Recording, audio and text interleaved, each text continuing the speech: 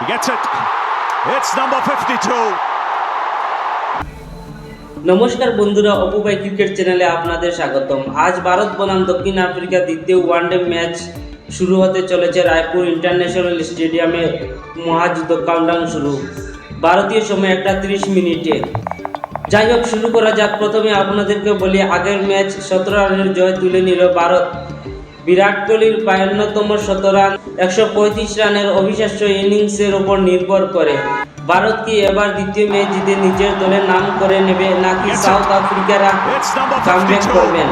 কারণ ভারতের middle order খুবই খারাপ। যদি ভারত মিডল অর্ডার পরিবর্তন না করে তাহলে সাউথ আফ্রিকার কাছে অনেক চাপে পড়বেন।